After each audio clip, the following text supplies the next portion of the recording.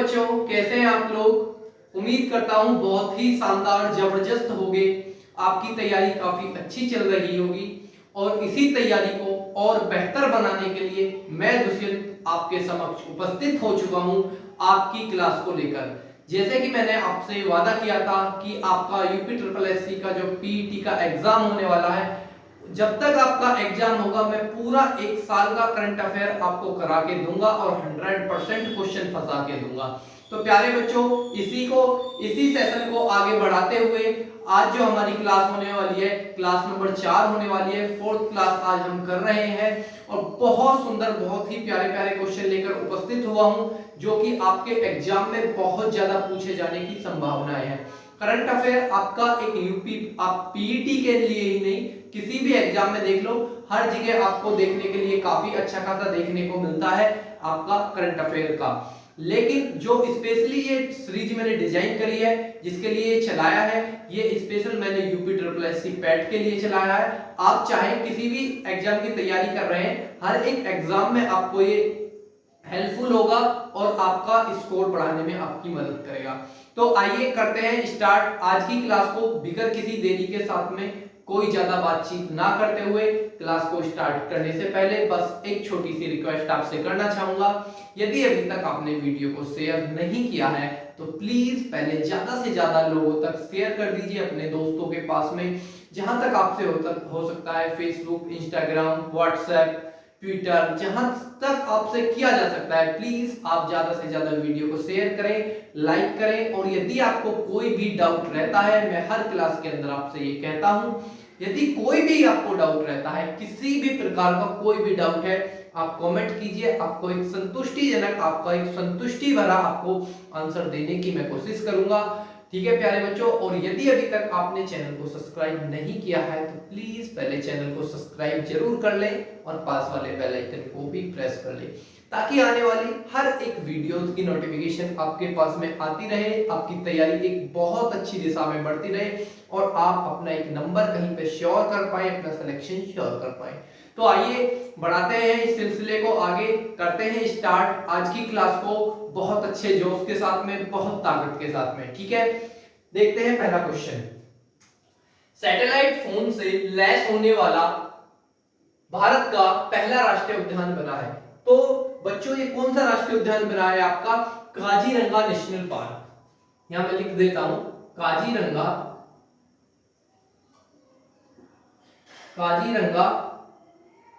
National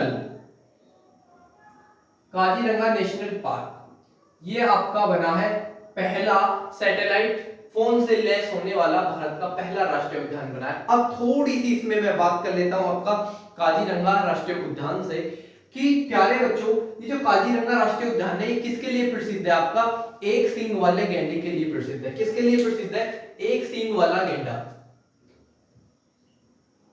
एक सींग वाला गेंडा, इसके लिए राष्ट्रीय उद्यान जो है आपका जाना जाता है। और ये कहां जी के पड़ता है? आपका असम राज्य के अंदर पड़ता है हमारा। कहां पे पड़ता है? असम राज्य के अंदर पड़ता है। असम से एक दो फैक्ट और जानेंगे आप, जैसे आपका अहोम साम्राज्य, ये आपकी परीक्षाओं में देखने के लिए मिलता है कि अहोम साम्राज्य कहां हुआ था? असम के अंदर ही अहोम साम्राज्य हुआ था। असम की राजधानी क्या है मेरे प्यारे बच्चों? तो दिसपुर क्या है आपकी असम की राजधानी है। थोड़ी सी बात कर लेता हूं मैं सैटेलाइट फोन से होने वाला लैस, आखिर ये भला क्या है, क्या चीज है आपका सैटेलाइट फोन से लैस होने वाला पहला राष्ट्रीय उद्यान? तो मेरे बच्चों, इसमें जो आपका समझने वाला जो लॉजिक है, समझने वाली जो चीज है, वो ये है कि ये पहला एक ऐसा राष्ट्रीय उद्यान बना है जिसमें आपका सैटेलाइट के द्वारा फोनों को चलाया जाएगा। मतलब कि फोन सिम कार्ड के, जो अभी हमारे जो फोन होते हैं, आपके मेरे पास में जो भी फोन है, स्मार्टफोन हो या कीपैड फोन हो, उनमें क्या होता है कि एक सिम के माध्यम से ये कनेक्ट होते हैं। और वो सिम किससे कनेक्ट होते हैं? आपके किसी ना किसी टावर से कनेक्ट होते हैं, आपका जियो, रिलायंस, कोई भी हो, आपका एयरटेल वगैरह जो भी हो। ये किससे रिलेटेड होते हैं, किसी भी आपकी कंपनी का टावर होता है, उसका हम पे सिम होता है, उसको हम अपने फोन में यूज करते हैं, तब हम उससे बात करते हैं। लेकिन ये जो फोन होंगे, ये जो इसमें फोन यूज होंगे, इनमें कोई भी सिम नहीं होगा, इनका जो सीधी कनेक्टिविटी होगी वो सैटेलाइट के टावरों से होगी, सैटेलाइट के टावरों से होगी। इस प्रकार के फोनों को डिजाइन करा गया, और वो फोन कहां पे यूज होंगे, आपके काजीरंगा नेशनल पार्क के अंदर यूज होंगे। उम्मीद करता हूं कि आपको बहुत अच्छी तरीके से हर एक चीज समझ आई होगी। आइए क्वेश्चन नंबर 2 की तरफ चलते हैं। क्वेश्चन नंबर 2 हमारा क्या कहता है, पीएम मोदी ने कब तक भारत को ऊर्जा स्वतंत्र बनाने का लक्ष्य रखा है। तो कब तक का रखा है आपका, ये जो लक्ष्य रखा है ये 2047 तक को भारत को पीएम मोदी या मोदी सरकार ऊर्जा स्वतंत्र बनाने का लक्ष्य बनाया है। अब आपकी परीक्षाओं में यहाँ से 2-4 फैक्ट और पूछे जा सकते हैं। जैसा कि मैं आपसे हर एक क्लास में बताता हूं कि आपको स्टैटिक जीके तो मैं कराऊंगा ही कराऊंगा, प्लस में आपको करंट अफेयर और प्लस स्टैटिक जीके मिलेगा। करंट अफेयर के साथ में आपको स्टैटिक जीके भी मैं अच्छी तरीके से करा दूंगा, एक ही क्लास के माध्यम से करा दूंगा, आपको अलग से कोई क्लास लेने की जरूरत नहीं पड़ेगी। एक ही क्लास के अंदर आप static GK plus current affair दोनों को बहुत अच्छी तरीके से रिलेट करके, कनेक्ट करके पढ़ाने की कोशिश करूंगा, ठीक है। तो कुछ और थोड़े से लक्ष्य हैं जो भारत सरकार ने रखे हैं, उनको भी देखेंगे कि आखिर कौन कौन से लक्ष्य हैं। जैसे कि आपका एचआईवी मुक्त, एचआईवी मुक्त भारत कब तक बनाने का लक्ष्य रखा है, तो ये रखा है आपका 2023। भारत को एचआईवी मुक्त बनाने का लक्ष्य भारत सरकार ने कब तक का रखा है बच्चों, 2023 तक का लक्ष्य रखा है एचआईवी मुक्त करने का। यदि मैं बात करूं आपसे मलेरिया, यदि मैं आपसे बात करूं मलेरिया, तो मलेरिया को कब तक मुक्त करने का लक्ष्य रखा है, ये रखा है आपका 2030 को आपका मलेरिया को मुक्त करने का लक्ष्य रखा है भारत सरकार ने।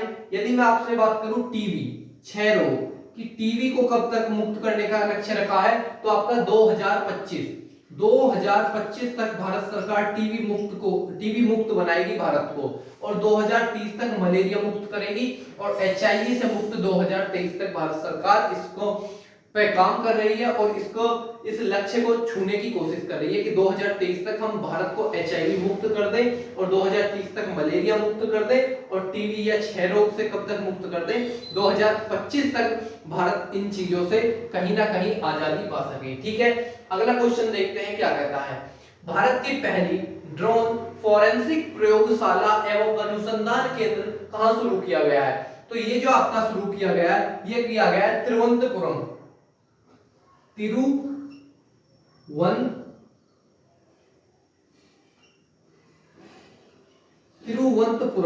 ये आपका कहां पे पड़ता है, केरल, तिरुवनंतपुरम केरल के अंदर पड़ता है। अब एक दो फैक्ट और जान लेते हैं आपके तिरुवनंतपुरम केरल से। जैसे कि केरल साक्षरता में सबसे पहला स्थान है, साक्षरता में सबसे ज्यादा साक्षरता है आपकी कहां की, केरल की। दूसरा फैक्ट हम यहां से याद रखेंगे, सबसे कम मृत्यु दर, सबसे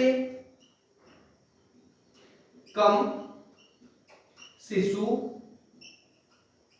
मृत्यु दर किस राज्य की है, केरल राज्य की है। यदि मैं बात करूं यहां से आपकी राज्यसभा सीटों की, तो कितनी सीटें आती हैं, 9 आती हैं। यदि मैं बात करूं यहां से आपकी लोकसभा सीटों की, तो कितनी सीटें आती हैं आपकी, 20 सीटें यहां से लोकसभा की आती हैं। और मैं केरल से एक दो फैक्ट और आपके लिए रिलेट कर सकते हैं, जैसे मोहिनीअट्टम कहां का है आपका, केरल का है आपका मोहिनीअट्टम, आपका जो नृत्य है केरल का है, ठीक है। और यहां से याद रख सकते हैं यहाँ के आपके गवर्नर कौन है, आरिफ मोहम्मद खान यहाँ के क्या है, गवर्नर है। यदि यहाँ के सीएम की आपसे पूछ ली जाए कि यहाँ के सीएम कौन है, तो यहाँ के सीएम कौन है, पिनराई विजयन यहाँ के क्या है, सीएम है। तो उम्मीद करता हूं कि आपको हर एक चीज बहुत अच्छी तरीके से समझ आई होगी। और आगे अब अगला क्वेश्चन देखते हैं। सिप्री की रिपोर्ट के अनुसार एशिया में हथियारों का सबसे बड़ा आयातक देश कौन बना है, तो कौन बना है मेरे प्यारे बच्चों सबसे बड़ा आयातक देश। ये आपकी जो रिपोर्ट जारी करते हैं वो कौन करता है, सिप्री करते हैं। तो ये इसमें जो सबसे बड़ा आपका एशिया का देश बना है, जो सबसे बड़ा आयातक बना है, सबसे ज्यादा आयात किया है, तो किसने किया है, भारत। भारत ने सबसे ज्यादा हथियारों का आयात किया है पूरे एशिया के अंदर, ये सिपरी की रिपोर्ट के अनुसार हमें पता चलता है। ठीक है, आइए नेक्स्ट क्वेश्चन की तरफ चलते हैं। ओडिशा राज्य सरकार ने अगले 10 वर्षों तक किस खेल को संरक्षण देने की घोषणा की है? तो किसकी की है मेरे प्यारे बच्चों? ये आपकी की है हॉकी खेल को। हॉकी, हॉकी को अगले 10 वर्षों तक संरक्षण देने की बात कही है। अब मैं बात कर लेता हूं थोड़ा सा यहाँ से फैक्ट की क्या क्या बन सकते हैं, जैसे कि उड़ीसा से। तो उड़ीसा से हम देख सकते हैं चिल्का झील, आपकी चिल्का झील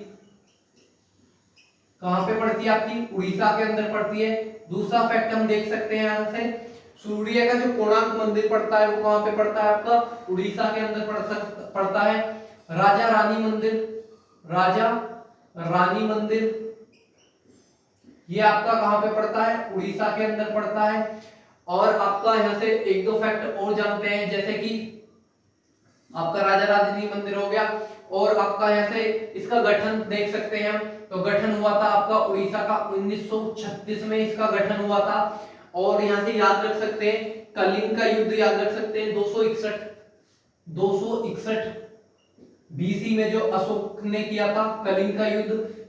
और आपका उड़ीसा को ही क्या किस नाम से जाना जाता है? उत्कल के नाम से जाना जाता है, कलिंग के नाम से जाना जाता है उड़ीसा को। और इसमें आप ऐड कर सकते हैं कि उड़ीसा के अंदर एक चेंदी राजवंश हुआ था। चेंदी राजवंश के राजा कौन थे? राजा खारवेल थे। और उनका एक बहुत ही अच्छा अभिलेख है हाथी गुम्फा अभिलेख। ये बहुत एक कनेक्ट वाली चीजें है, कनेक्ट मैंने आपको बताया है। जीएस आप जितना कनेक्ट करके पढ़ोगे, जितना जीएस को आप ज्यादा से ज्यादा कनेक्ट करके पढ़ोगे, आप उतने ही अच्छे तरीके से चीजों को याद रख पाओगे। और इसमें आप एक और चीज ऐड कर सकते हैं, जैसे कि आपका smart health card. Smart health card, smart health card जारी करने वाला पहला राज्य कौन सा बना है? उड़ीसा सरकार या उड़ीसा राज्य पहला राज्य बना है जिसने स्मार्ट हेल्थ कार्ड जारी किए हैं। ठीक है, आइए नेक्स्ट क्वेश्चन की तरफ चलते हैं। भारत के पहले समाउंट टावर का उद्घाटन कहां किया गया है? तो भारत के पहले समाउंट टावर का उद्घाटन जो किया गया है वो किया गया है आपका कहां पे? दिल्ली के अंदर।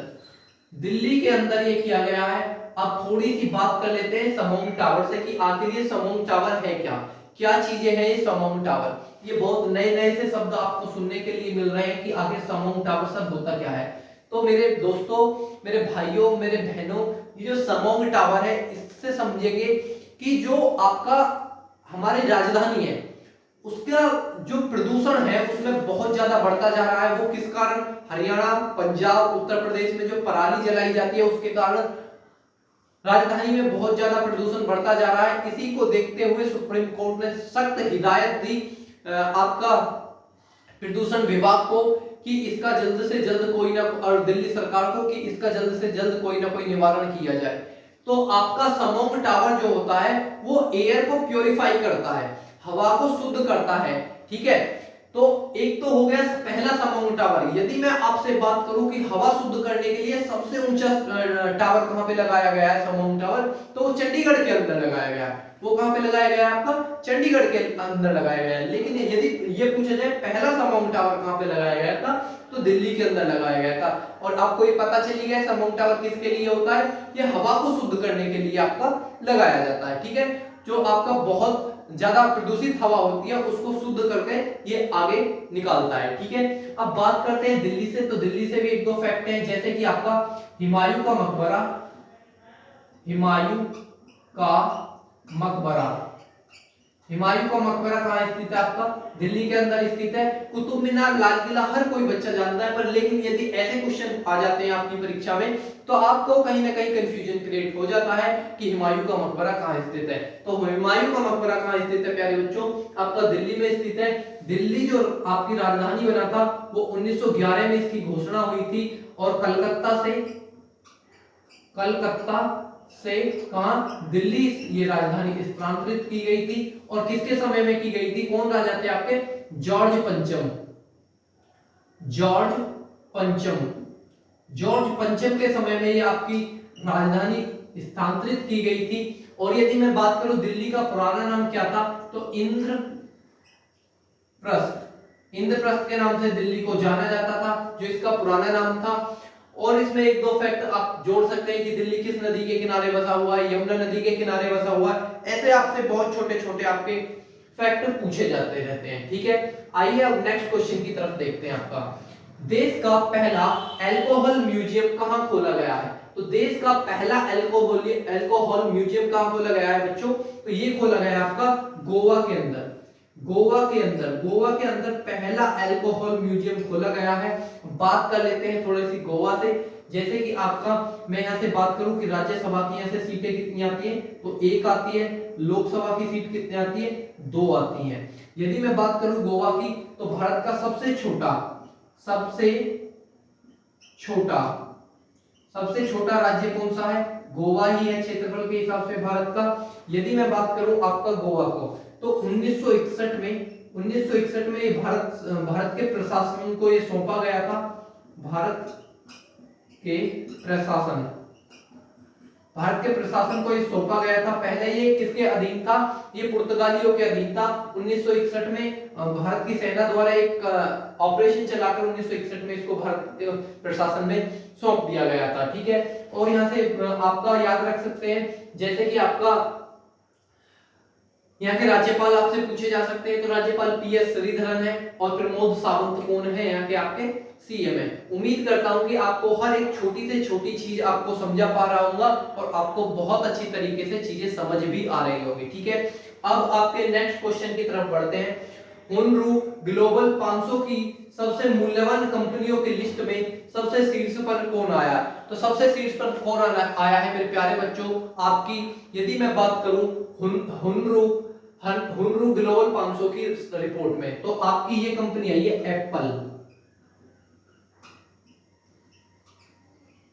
एप्पल कंपनी सबसे मूल्यवान कंपनियों के रूप में आई है। यदि मैं बात करूं इसकी स्थापना की, इसकी स्थापना कब हुई थी आपकी? तो स्थापना हुई थी 1976 में। एप्पल की स्थापना कब हुई थी प्यारे बच्चों? 1976 में हुई थी। यदि मैं बात करूं इसके सीईओ की, यदि मैं बात करूं एप्पल के सीईओ, तो टिम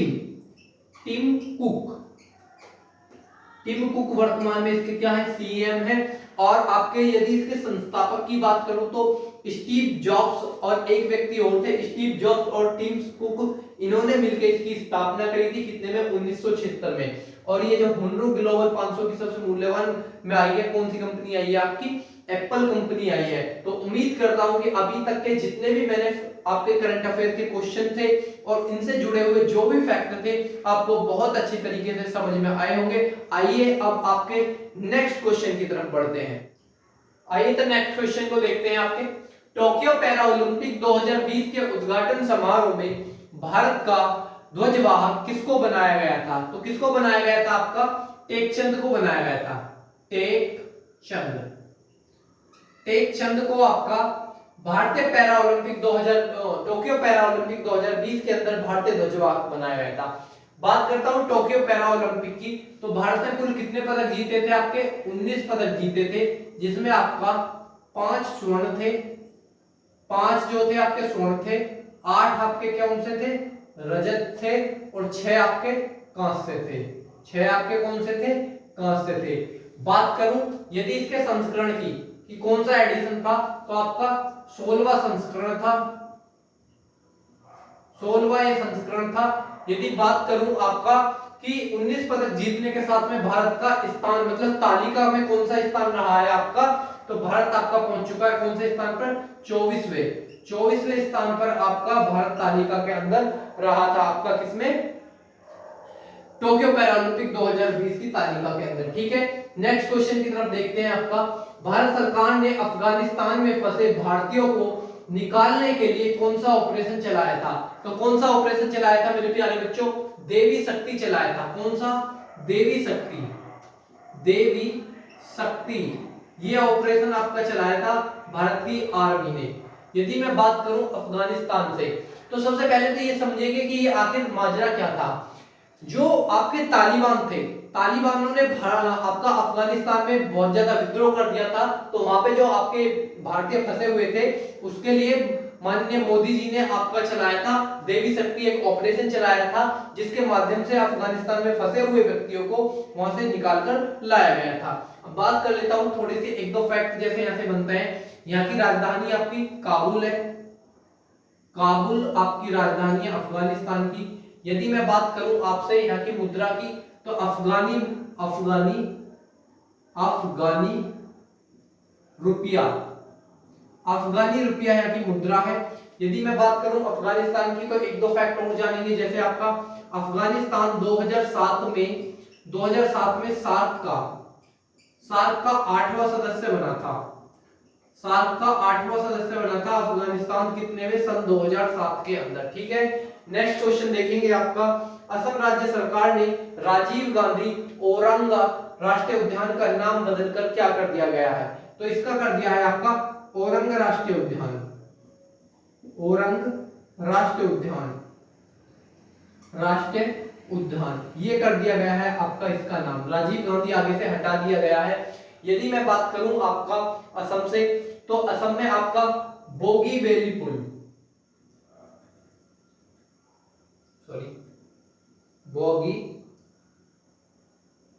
बोगीबेली पुल कहां पड़ता है आपका? असम के अंदर पड़ता है। कामाख्या मंदिर, कामाख्या मंदिर आपका कहां पे पड़ता है? असम के अंदर पड़ता है। और असम से जुड़ी हुई मैंने बहुत सारी जानकारी अभी आपको थोड़ी देर पहले दी है। जैसे कि आपका काजीरंगा नेशनल पार्क आपका कहां पे पड़ता है? असम के अंदर पड़ता है। किसके लिए प्रसिद्ध है? एक सींग वाले गैंडे के लिए प्रसिद्ध है। अहोम साम्राज्य कहां हुआ था आपका? असम के अंदर हुआ था। असम की राजधानी क्या है? दिसपुर है। यही आपके फैक्ट लगातार आपको देखने के लिए आपकी परीक्षाओं में रिपीट होते रहते हैं। ठीक है, आगे नेक्स्ट क्वेश्चन देखते हैं। पानी बचाओ पानी मुफ्त पियाओ योजना किस राज्य सरकार ने शुरू की है? तो पानी बचाओ पानी मुफ्त पियाओ योजना ये करी है आपकी गोवा सरकार ने। किसने? गोवा सरकार ने ये आपकी स्टार्ट करी है। मैं आपको अभी थोड़ी देर ही पहले आपको गोवा से बहुत जुड़े हुए फैक्ट आपको समझा के गया हूं। भारत का सबसे छोटा राज्य गोवा है। यदि मैं बात करूं आपका गोवा से, तो गोवा में आपका राज्यसभा की सीटें आपकी 1 आती है, लोकसभा की 2 आती हैं। और आपका पीएस श्रीधरन आपके वहां के कौन है? गवर्नर है। यदि सीएम की बात करूं तो प्रमोद सावंत वहां के सीएम है। 1961 में आपका भारत की आर्मी ने एक ऑपरेशन चलाकर पुर्तगाल से इसे आजाद कराया था। लेकिन इसको राज्य के रूप में जो गठन किया गया था वो कितने में किया गया था? गोवा को 1987 में गोवा को एक राज्य का दर्जा प्राप्त होता है। 1900 ये याद रखने वाली चीज है। ये नहीं है कि 1961 में इसको आजाद कराया गया, पुर्तगाल से भारत के अधीन लाया गया तो आपका 1961 में इसको राज्य बना दिया गया। नहीं, इसको जो राज्य का दर्जा मिला था वो 1987 में मिला था। ठीक है, तो याद रखेंगे हर एक चीज को। गोवा की राजधानी पणजी है। बहुत छोटे छोटे फैक्ट आपसे बनते रहते हैं जो कि मैंने आपको हर एक चीज को बहुत अच्छी तरीके से कवर कराया है। उम्मीद करता हूं कि हर एक चीज आपको समझ भी आ गई होगी। आगे चलते हैं। बहुत ही अच्छा, बहुत सुंदर क्वेश्चन है, आपकी परीक्षा में देखने के लिए इंपॉर्टेंट है और मिलेगा, गारंटीड है, ये देखने के लिए मिलेगा। किस वैज्ञानिक को कोविड-19 टीके की खोज के लिए, किस वैज्ञानिक को कोविड-19 के टीके की खोज के लिए आपका रेमन मैग्नेसिस अवार्ड 2021 से नवाजा गया है? किसको नवाजा गया है? आपका फिरसौदी। ये क्वेश्चन आपकी परीक्षाओं में देखने के लिए मिल सकता है। बहुत ही इंपॉर्टेंट क्वेश्चन है और देखना आपको ये देखने के लिए 100% मिलेगा। किस वैज्ञानिक को कोविड-19 टीके की खोज में महत्वपूर्ण भूमिका निभाने हेतु रेमन मैग्नेसिस अवार्ड 2021 से नवाजा गया है? तो ये आपका नवाजा गया है फिरसौदी कादरी। फिरसौदी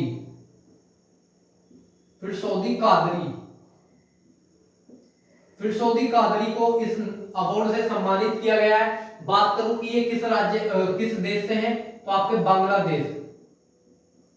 बांग्लादेश के ये आपके वैज्ञानिक हैं। यदि मैं बात करूं आपकी रेमन मैग्नेसिस अवार्ड की, तो इसकी जो स्थापना हुई थी 1957 में, स्थापना हुई थी 1957 में। और जो पहला अवार्ड दिया गया था वो कब दिया गया था? 1958 में पहला पुरस्कार प्रदान किया गया था। ये किस लिए दिया जाता है? जो फिलीपींस के राष्ट्रपति थे रेमन मैग्नेसिस, उनकी ही आपके यादगार में इस अवार्ड को दिया जाता है फिलीपींस के राष्ट्रपति पे, ठीक है। 1958 में पहला दिया गया था। यदि मैं बात करूं कि पहले भारतीय कौन थे, तो आचार्य विनोबा भावे, आचार्य विनोबा विनोबा भावे, इनको ये पहली बार दिया गया था। यदि मैं बात करूं कि अब तक कुल कितने अवार्ड भारतीय को मिल चुके हैं, तो 54 अवार्ड अब तक भारत को ये मिल चुके हैं। और सबसे पहली किस लेडी को दिया गया था, तो मदर टेरेसा, जो कि भारत से बिलोंग करती थी, उनको आपका रेमन मैग्सेसे अवार्ड 2021 दिया गया है। एक और फैक्ट यहां से याद रख सकते हैं, आपको क्वेश्चन बन सकता है कि एशिया का नोबेल किसे कहा जाता है, एशिया का नोबेल किसे कहा जाता है, तो रेमन मैग्सेसे पुरस्कार को ही आपका एशिया का नोबेल कहा जाता है। उम्मीद करता हूं कि आपको बहुत अच्छी तरीके से एक एक चीज समझ आ रही होगी। अगला आगे देखते हैं, किस बैंक ने डल झील पर एक तैरता हुआ एटीएम खोला है, किस बैंक ने डल झील पर एक तैरता हुआ एटीएम खोला है, तो किसने खोला है मेरे प्यारे बच्चों, ये खोला है आपका एसबीआई ने। किसने खोला है, एसबीआई ने। बात करता हूं इसका मुख्यालय कहां पे है, मुख्यालय एसबीआई का जो मुख्यालय है वो है आपका मुंबई, मुंबई में एसबीआई का मुख्यालय है। यदि मैं इसकी स्थापना की बात करूं, स्थापना जो हुई थी इसकी 1806 में, 1806 में bank of Calcutta, bank of Calcutta के नाम से 1806 में इसकी स्थापना हुई थी। फिर आगे चल के इसको बैंक ऑफ बंगाल बनाया गया, फिर आगे चल के इसको बैंक ऑफ मुंबई बनाया गया, और फिर आपका इसकी जो स्थापना हुई थी 1921 में आकर, 1921 में इसका नाम बना दिया गया इंपीरियल बैंक ऑफ इंडिया,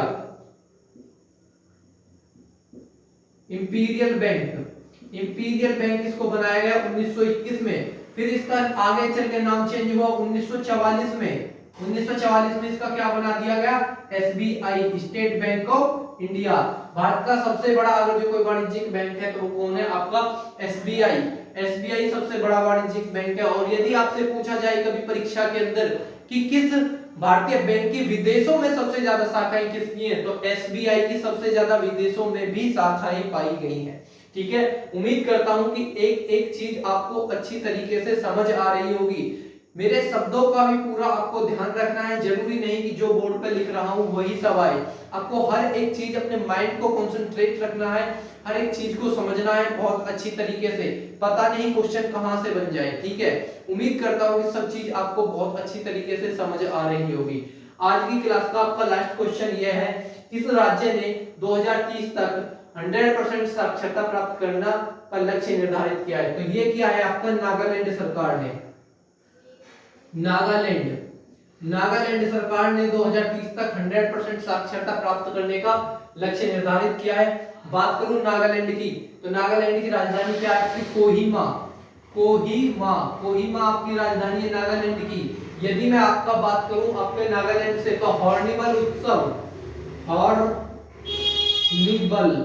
हॉर्निबल उत्सव आपका, हॉर्निबल उत्सव आपका कहां मनाया जाता है, नागालैंड के अंदर ही बनाया जाता है। यदि मैं आपसे बात करूं यहां से आपकी राज्यसभा की सीटों की, तो एक आती है। यदि मैं आपकी यहां से बात करूं लोकसभा की सीटों की, तो आपकी एक आती है। तो मेरे प्यारे बच्चों, मेरे प्यारे भाइयों और मेरे प्यारे बहनों, ये आपकी आज की क्लास के ये बहुत सुंदर क्वेश्चन थे जो मैंने आपके समक्ष प्रस्तुत किए हैं, और बहुत ही अच्छी तरीके से इनको आपके सामने एक्सप्लेन किया है। इनसे जुड़े हुए जो भी फैक्ट बन सकते थे, जो भी आपकी परीक्षा में पूछे जाने योग्य थे, वो हर एक चीज को मैंने आपके लिए डिस्कस करा है और बहुत ही सुंदर तरीके से आपको समझाने की कोशिश भी करी है। उम्मीद करता हूं कि आपको क्लास बहुत पसंद आई होगी।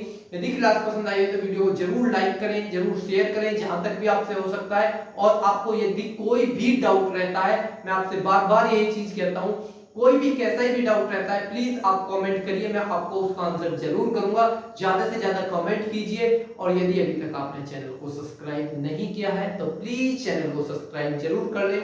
Thank you for watching.